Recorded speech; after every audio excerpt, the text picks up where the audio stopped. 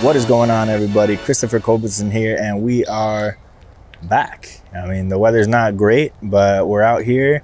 Today we're going to talk about everything bait casters. So I'm going to talk about really how to get started in a bait caster and maybe some other tips and tricks for those of you who've had a bait caster and want to improve your casting distance or your accuracy. I'm going to talk about something I learned in order to get into the bait casting game. And then I'm going to talk about a big difference that I learned about when I stepped up into other reels and learned about the differences in bait casting and some tips and tricks that you can tweak to improve your game and your casting.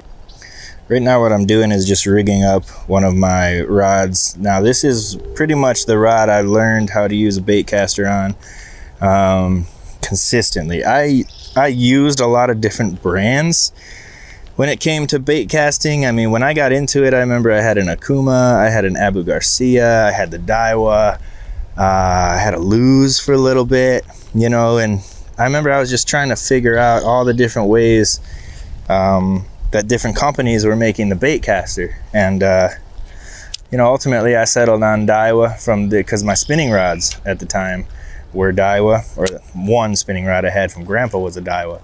So I went with Daiwa, I stuck with Daiwa, and but pretty much most companies are going to have the same bait caster setup. So when you get your new bait caster and it's, you're ready to go, you pull it out of the pack and you take a look at it, there's some things that you'll notice right off the bat. To disengage the spool or to, get free spool, you got to click the thumb bar. On most models on the side, you'll have the brakes. These brakes can be centrifugal brakes, like on some of the Abu Garcias. There's you have to pop the side plate off, and I think the Akuma was the same way, where you had to play with some centrifugal brake systems, click things in and out and try to get it dialed in. I really didn't like that off the bat, just because I had to pull the side plate off, and if I wanted to dial something in out on the water, being on a kayak, I just didn't have the luxury to make the mistake of dropping the side plate in the water. So I started gravitating more towards the magnetic braking systems, which are the ones that have the dials. So, and they also have numbers that go from essentially 0 to somewhere around 20 on most bait casters. That also gives you a number to hit, say if you get really good at knowing you've got a half-ounce bait, whatever it may be, but that you can throw it at a level 6, break. That's really helpful to know. So, and other than that, I mean, really, the where the line comes out of the spool, you'll have a little line guide that moves back and forth. That's what puts your line back on your reel as you reel. And I've noticed that some companies will have different shapes. I really like how the Daiwa, for example, has the T-wing system. When you click it down, you have this larger hole, and when you engage the reel, there's a smaller hole for it to put the line back on the reel. And that really is just avoiding backlashes. When you're using a bait caster, everyone's talking about backlashes, and so that's something to consider when you're looking at bait casters. So as I tie up this jig here, if you're looking to get started in the bait casting world, I really recommend buying a bait caster that fits your budget, and that can be anywhere from $80 to, you see bait casters for like $700 nowadays. And the big difference is in the technology that each reel is using. But to get started, I bought like a $35 bait caster, and just to get a good idea of how to use it. And bait casting learning how to bait cast is something that you really have to dedicate some time to, some patience to, because you can definitely get frustrated if you think you're going to come out here and just be awesome at it at first. That's really not how it works. So give yourself some patience, some grace as you try to learn this new technique. And as you get better, as you get more efficient at bait casting, hopefully there's some tricks I can teach you that will take things to another level for you, because there was definitely something I learned when switching between bait casters and leveling up into bait casters that really changed the way I casted and the way I use different baits and the way I use the actual bait caster. So let's get into it. If you're just getting started in bait casting, I really recommend finding a place that's either like a practice pond or somewhere you can go that's nice and open. There's no trees, there's no anything around you. that'll ruin your day pretty much. I also recommend starting with a heavier lure. I'm going to start with this 1/2 ounce lure. This is a 1/2 ounce jig. Weedless presentation is kind of easier just because when you come out here, you're coming out here to practice the bait caster. You're not really aiming to catch a fish. What you're aiming for is to get the technique down. So if you change that mentality a bit, you got your brand new bait caster, you're going to come out here and you also want to catch a fish, you might, get frustrated at some point because you didn't catch anything. Really what you want to do is focus on the muscle memory, focus on your style of casting so that you can improve, and the fish will come.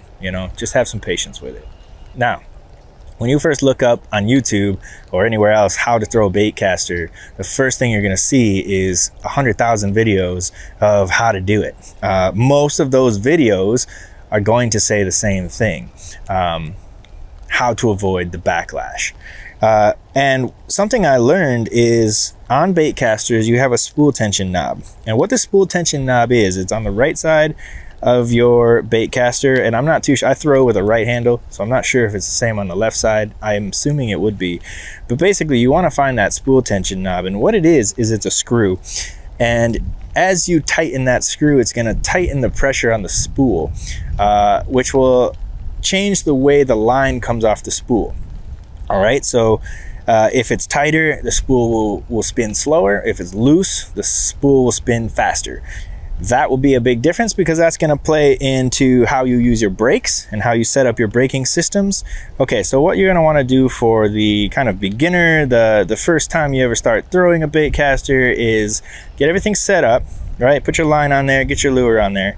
And then what you'll want to do is tighten up your tension knob until you can click the thumb bar and your bait doesn't fall at all. All right, it's not going to fall.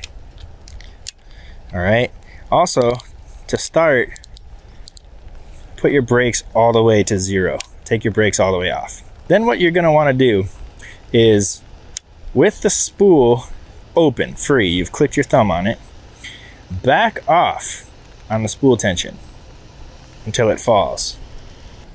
Now, if your lure hits the ground and you get a backlash, tighten your spool back up, fix your backlash, pull all the line out, get it straight again, tighten that spool tension again until it falls nice and slow, hits the ground, and you don't get a backlash. The next part I would recommend is then you put your brakes all the way up. So my bait caster goes up to 20. I'm going to put it on 20 so that when I cast, you don't get a backlash. Because when your lure is hitting the ground, your spool tension is tight enough to stop the backlash from happening. All right, so again,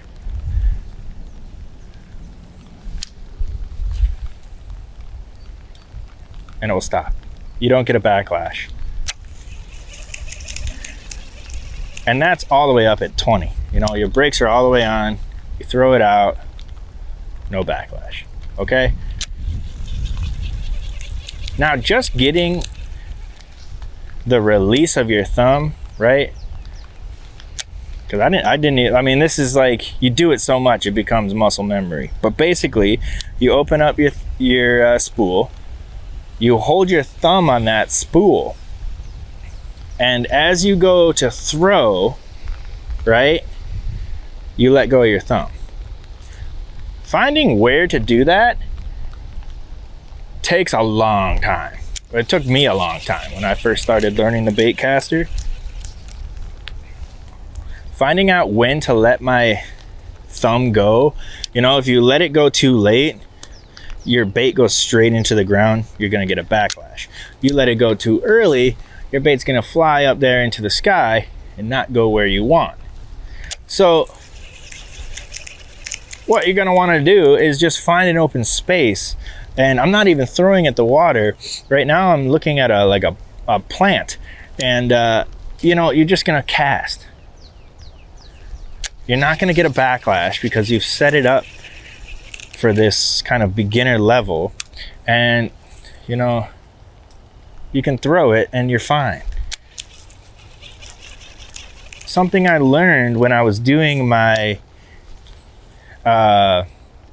practicing out here was that if you try to freaking launch this, that's when you're going to get a backlash. If you try to throw that too fast, I mean, it's kind of hard when you have it on this setting, but it does happen. You're going to get a backlash, and that's what you have to know. You will get backlashes.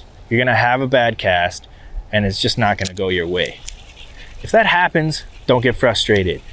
Failure is how you learn. You know, screwing up is how you get better. So when you're out here and you know you've got your jig and you're just kind of chucking it around, feel what works for you. You're going to notice it's a lot different than a spinning rod. Spinning rod, you can open that thing up and launch it as hard as you can, and it's going to fly. This has a little bit of more finesse to it, a little bit more nuance. You kind of have to feel the weight of the lure. You have to feel, you know, your setup here and how it's reacting to each throw until you can throw your 1/2 ounce lure, you know, and be, you know, have full confidence. The other thing I forgot to mention is as you're learning how to do this, as you get better, you're going to want to thumb the spool. And what that means is when you engage the reel, and that's freely spinning now, and you go to throw, you want to practice keeping your thumb on the spool, and you're going to start to feel this kind of feathering that you it feels kind of nice actually.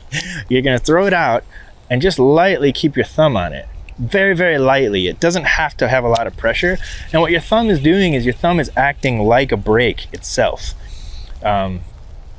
This is going to be super important that you get down as you practice the bait caster, because as you get better and you start taking the brakes off, remember I'm still at 20.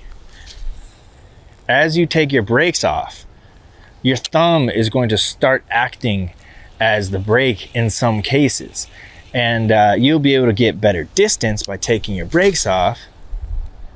But that's where feathering your spool with the thumb becomes very important. So give that a try. If you're a beginner, go out with a jig, 1/2 ounce jig, and use this setup to practice casting around. You got your overhand, chuck that out there, reel it back, and you got your right hand roll cast, reel it back, left hand, reel it back, practice a pitch. All right, those are kinds of the ones that I'm using, and there's probably a few different casts I've forgotten about. You know, you got your if this backlashes, I'm sorry, you know, you got your one-handed cast, right? I was watching David Kerr. He's got an amazing one-handed cast where he can just skip under trees with one hand. I mean, it's unbelievable. I mean, when you have these settings, you really don't have to fear the backlash, and it's going to help you practice a lot more. Now, let's say that you've already been practicing bait casting, or that's how you've been throwing your bait caster, and you know, you've gotten to a point where I was using a bait caster. It was an Abu Garcia at the time. I had it set up like this, and I could chuck it. You know, I would turn my brakes all the way to 0. Right? And I could just launch the thing at 0. That was at 0 with the thumb. Okay? And I thought, you know, okay, I've made it, right? I'm a pro level. Boom. I'm casting at 0, no brakes. And I learned that's not quite the case, right?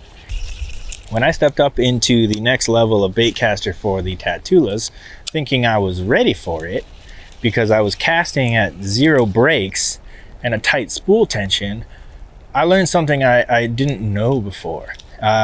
It came with what's called a 0 adjuster, which was a spool tension knob that they said you didn't have to adjust at all.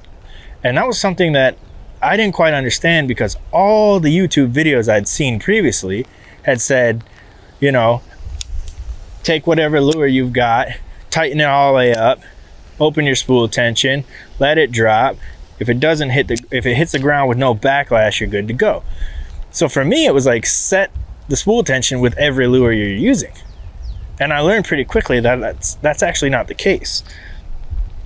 So I remember being down at Crossroads and I had like a 1/2 ounce lure and I was chucking it at 0 brakes as hard as I could without getting my backlash. And I remember watching 2 of my teammates roll up into the same cut I was in using the same exact lure. And they were just, and it would fly. I mean, it was going twice as far as my cast. And I think back to this video where I learned about spool tension knobs from Daiwa. Now it was in Japanese, but that's where I learned how they intended for the spool tension knob to be used. Now, when I looked it up in other types of videos where, you know, pros are talking about skipping or pros are talking about getting more distance, it kept coming up, it kept coming up, it kept coming up. But they weren't really talking about it because it was just a little different. It was almost like they assumed you already knew this next trick. So the other way to set up the baitcaster, which I learned from this video from Japan, was actually to back off the spool tension a lot until you can feel your spool moving back and forth. Then slowly tighten the spool tension until you can't feel that spool moving back and forth. And then back it up like a hair. Back it up like a millimeter. Less than a millimeter. I mean, just barely. And what that does, you'll notice, is when you engage your spool or you disengage the spool and you take your thumb off, that thing falls very quickly. And if you let it hit the ground without putting your thumb back, you're gonna get a really bad backlash.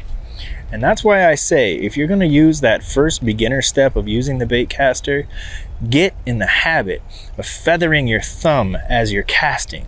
Because when you wanna get better distance, when you wanna pitch, flip, you know, and open up your body really easily with not a lot of motion, you're going to need to have the skill of using your thumb. So in this second way of using the baitcaster, thumbing the spool and feathering the spool with your thumb is almost necessary. If you don't, you will get a backlash, and it will be a heck of a backlash, let me tell you. Just coming out of cryogenic slumber and practicing out here, I've ruined a couple rods because I need to get that muscle memory back. So opening that spool now, you never have to touch the spool tension knob again. And what you're going to change is actually the brakes. And the brakes will have a much larger impact now on how you're casting because your spool is almost completely free to move around. There's no tension knob holding it and keeping it from giving a backlash.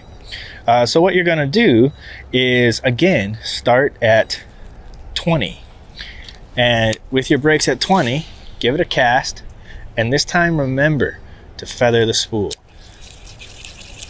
Even if you forget to feather the spool, sometimes you'll be able to chuck it with your thumb off the spool, but make sure to put your thumb on the spool when it hits the water, because if you don't, sometimes your line will run over. Now, Daiwa pros, and especially the pros from Japan, they have the SV spool where they can throw it out there and then they show you how it doesn't backlash. I don't even dare try that. But if you get to that level, and that's the level I want to get to, where you time that cast perfectly, the bait slows down perfectly, your spool slows down perfectly, and you never have to put your thumb back on the reel, that's cool. But most of the time, you're not going to have to you don't even need that skill. That skill is probably for bombing a cast out there as far as you can get it and just kind of bringing it back. But anyway, what you're going to want to do is start at 20 and work your way down. You may notice pretty quickly it's a lot different. You may be throwing with your brake at 15, depending on the lure. You may be throwing with your brake at 5. It all really depends now on the weight of the lure. And so using it this way, your cast is less based on what number you're on, but on the weight of the lure and the technique that you're throwing. And that will dictate what brake setting you use. So anyway, let's get a couple casts in. I've come out here to just practice using the second method with a very loose spool. My brakes are at 20, and I'm just gonna count down, see how far I can get this cast, and maybe we'll catch a fish, who knows. All right, let's give this a go. I've got my black and blue jig. This is one I'm trying out this year. I've done a lot of research on these little compact jigs. This one is a 1/2 ounce. I'm using that really loose spool again, and this is level 20. Now when you're practicing, I mean, you can just rifle this back to you. You don't have to work the jig, but it is nice to feel the different powers of the rods you're using. This one is a 7.3 medium heavy casting. I've got it with 8-to-1 gear ratioed reel and a 18-pound Samurai fluorocarbon. Now, as you get comfortable at 20, what are you gonna do? You're gonna drop down to 18 and give it a shot. Now, the rule that I kind of try to follow is if you can do 10 successful casts without backlashing, drop down. So I was at 20, I dropped to 18. We'll try to get 10 successful casts, and then we'll change again. One of the big factors that's also going to play into how you throw and what brakes you're going to use is the wind. Right now I'm throwing into the wind. It's not a strong wind, but it will have an impact on lighter baits and on how much you're feathering the spool. I mean, really on this second level of bait casting, what I'm calling the second level, is it's a lot of kind of man and reel, man and lure, like how your line's going out. Every cast you're kind of learning about what you need to do for the next cast. So all of that is very helpful to keep in mind, you know, what direction the wind is coming from, how heavy your lure is, how heavy your line is. All of these things are going to make a difference in how you're throwing your bait caster. I'm gonna drop down to 16 because I was at 18. I've had a couple good throws, and I'm already noticing a big difference in how far I can get this lure out. We're starting to kind of get rained out. I can see a pretty big rainstorm coming this way across the water. So anyway, I hope you enjoyed this video. I hope you've learned something. I know it's not the best day for it, but you know, get out there. I was talking to a friend of mine, and I said, you know, I couldn't go fishing one day, and he was like, dude, if you only fish in good weather, you won't know how to fish in the worst weather imaginable. So, you know, it's all about improving, even coming out and practicing in the rain, practicing in a little bit of wind. That's going to serve you when you're out there fishing for derbies or, you know, day-long tournaments. So anyway, I hope you're all doing well. I hope you're all staying safe. Thanks so much for tuning in, and I hope you have a good day. See ya.